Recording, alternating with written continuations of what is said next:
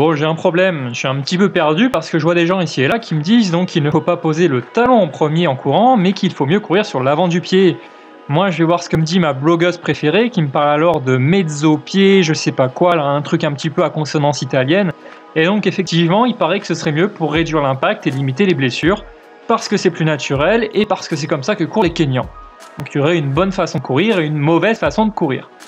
Étant personnellement un petit peu idiot et un petit peu sceptique, je me suis dit on va regarder ce que ça donne sur le marathon de Paris. Donc chez les pros d'abord, puis chez des coureurs plus humains, on va dire. Donc c'est ce qu'on va faire ici. On commence par une petite étude. La règle du jeu, si le talon se pose en premier, on dit talon. Si le pied se pose à plat ou sur l'avant-pied, on dit médio-pied. Donc le premier plutôt sur l'avant du pied, on dit médio-pied pour simplifier les choses. Médio-pied, tout va bien, on continue. Talon. Donc là c'est plutôt talon, c'est un petit peu limite, mais si je l'ai mis c'est que je l'ai vu ailleurs talonner plus franchement. Donc là c'est talon très clair, vous me direz pas le contraire. Donc je vous rappelle au passage que tous les Kenyans courent sur l'avant du pied, c'est ce qu'il y a écrit dans le magazine, hein. On l'a vu tout à l'heure. À gauche, talon. Médio pied. Encore un à droite, talon franchement. Bon, j'arrête de vous mettre les bruitages, c'est un petit peu lourd comme gag à la fin.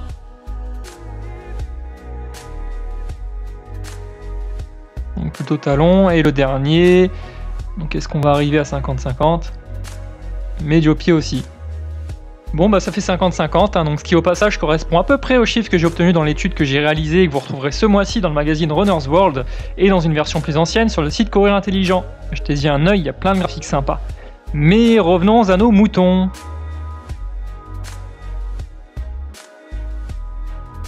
Alors c'est bien bizarre cette histoire, donc comment ça se fait que la moitié des pros, donc ils s'entraînent 2 fois par jour, attaquent du talon alors que pourtant, cette façon de courir est totalement contre nature et va générer de nombreux problèmes. Même Toto le dit quoi, donc c'est quand même un petit peu inquiétant. Donc est-ce qu'il faudrait les prévenir qu'ils courent mal? Ou alors sinon il y a forcément quelque chose qu'on a mal compris. Donc reprenons un petit peu au début. Quel est le problème avec le fait de poser le talon en premier? Donc je lis ici, aucun amorti du choc, ce choc est amplifié par le verrouillage des articulations, la jambe se retrouve tendue lors du contact au sol. Ça fait peut-être un petit peu plus clair comme ça. On va regarder tranquillement donc chez Benjamin Malati qui est un des meilleurs coureurs français.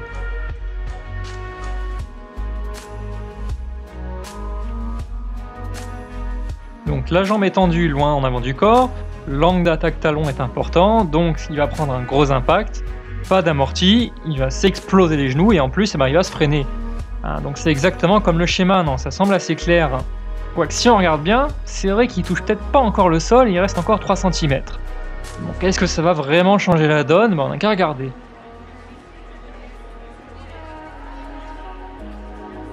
Donc ouais, donc en effet, on voit le genou donc, qui commence déjà à fléchir, la jambe arrière qui revient déjà vers l'avant. Donc quelque part, on pourrait peut-être dire qu'il est en train d'activer la prochaine foulée, alors qu'il ne touche pas encore le sol. Et donc, en tout cas, tout ce qu'on voit, c'est qu'il n'est pas en train en tout cas, de se laisser porter par le mouvement, et donc d'attendre de heurter le sol sans rien faire, mais qu'il est beaucoup plus actif dans la posture. Donc si on regarde vraiment le moment exact, on va dire, du contact avec le sol, donc on a déjà plus vraiment dans le modèle théorique. Donc là, la jambe est fléchie, donc il est possible d'amortir, et l'angle de pied est déjà plus réduit.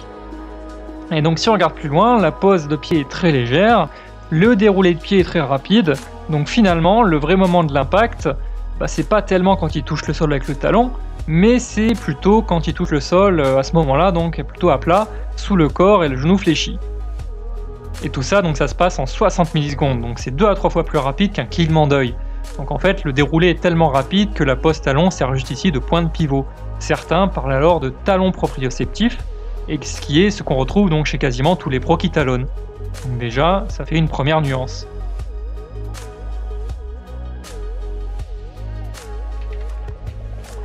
Alors tout ça c'est vrai que c'est bien beau, mais bon, c'est des mecs qui courent à 20 l'heure et qui s'entraînent 2 fois par jour. Donc franchement, c'est vrai qu'on s'en fout un petit peu parce qu'en tant que modeste coureur, on peut pas vraiment se comparer à ça. Alors regardons plutôt donc ce que ça donne sur des coureurs, on va dire, normaux, à 10 à l'heure, parce que c'est vraiment ça qui est le plus intéressant. Alors sur des coureurs en plus de 4 heures en marathon, donc au 40e kilomètre, donc avec aussi un petit peu de fatigue, ce qui va accentuer les dégâts, donc la jambe se tend, L'angle de pied est important, donc la pose est loin en avant du corps, sauf que là, il y a déjà contact dans une posture qui est beaucoup plus passive et le déroulé beaucoup plus long, donc le coureur s'écrase de tout son poids sur le talon. Donc là, oui, effectivement, ça correspond beaucoup mieux au modèle théorique qu'on a vu au début et ça peut poser quelques problèmes. Donc c'est notamment beaucoup plus de stress au niveau du genou et potentiellement au niveau du dos aussi. Donc généralement, c'est ce qu'on retrouve chez les coureurs les moins expérimentés. Donc pas forcément les moins rapides, mais plutôt les moins expérimentés, c'est bien ce que je dis. Et donc on verra donc dans d'autres vidéos que c'est souvent le résultat d'une fréquence de pas un petit peu trop faible. Et donc globalement, ça sert pas non plus à grand chose de juste pointer le pied vers le bas pour poser à plat, plutôt que talon. Mais bon, là j'ai vraiment pris deux cas extrêmes pour la vidéo, mais il faut se rassurer parce que c'est souvent pas aussi grave que ce qu'on pense. Alors on va regarder donc sur des coureurs un peu plus représentatifs de la réalité. Donc ici on a un coureur plutôt médio, donc genou fléchi, pose plutôt sous le corps, avec une fréquence qui est plus importante que les deux coureurs précédents qui couraient pourtant plus vite. Donc il fait globalement de plus petits pas, mais il en fait plus. Donc ensuite on a un coureur qui est plutôt talon, donc on voit ici c'est encore une fois talon, mais l'angle de pied est réduit, le genou est déjà fléchi, la fréquence de pas est supérieure par rapport au coureur qu'on a vu avant, et dans l'ensemble il a peu d'oscillation de haut en bas, donc un meilleur contrôle de l'impact. Ensuite en Nike, donc encore un genou fléchi, mais beaucoup plus fléchi ce coup-ci, une fréquence toujours assez élevée aussi d'ailleurs. Ensuite sur un vrai marcheur, un petit peu à la Johan Diniz, donc la jambe tendue, on déroule depuis le talon, et donc les deux pieds en contact permanent avec le sol et peu d'oscillation de haut en bas, donc c'est vraiment le principe de la marche athlétique, donc c'est globalement assez normal, hein, et c'est pas forcément négatif.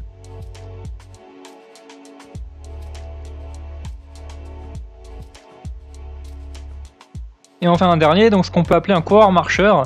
Donc techniquement il marche, mais comme il veut courir, il rebondit un petit peu plus, donc il talonne globalement assez lourdement, la jambe plus tendue loin devant, et le stress au niveau du genou un petit peu plus grand. Mais vu que l'allure est réduite aussi, c'est justement pas forcément une mauvaise chose non plus. Et sur le groupe 3 heures, alors à peu près 14 km/h, parce qu'on a vu les pros, on a vu des coureurs on va dire normaux, mais on n'a pas vu entre les deux, donc sur des bons coureurs amateurs, appelons ça comme ça. Donc la jambe se tend, le contact est léger, le déroulé rapide, donc la fréquence élevée à 180 bas par minute, donc ça ressemble beaucoup à ce qu'on a vu avec Benjamin Malati, et donc tout ça avec des chaussures Mizuno à gros talons et à drop important, à drop 12. Donc voilà, donc c'est globalement ce qu'on va retrouver aussi sur une majorité des coureurs de ce niveau. Et donc tout ça m'amène à la question du jour. C'est la mer Noire. Oui. Alors pensez-vous vraiment qu'on puisse mettre tous ces coureurs talons donc dans le même panier et les diviser donc simplement en deux groupes, talons ou médios, donc basés simplement sur la pose de pied? Est-ce que vous trouvez ça vraiment représentatif de la réalité? Est-ce que ça fait sens à vos yeux de considérer que tous les coureurs talons courent mal? Donc c'est à vous de juger, dites-moi ce que vous en pensez en commentaire. Et pour terminer maintenant, donc le message à méditer de cette vidéo, eh bien, c'est que la vie est faite de nuances. Donc, entre la théorie et la pratique, il y a parfois un très grand écart tant l'être humain est complexe, diversifié et évolutif. Donc à notre ère où tout va plus vite et où il faut être impactant en moins de 140 caractères, on a parfois tendance à trop vouloir simplifier les choses et on finit souvent donc par ne plus voir la réalité comme elle est. Donc c'est pas forcément de notre faute, c'est sûrement l'époque qui veut ça, mais bon, c'est comme ça. Donc la réalité, c'est aussi donc ce qui nous est invisible à l'œil nu. La foulée, c'est un petit peu comme un iceberg.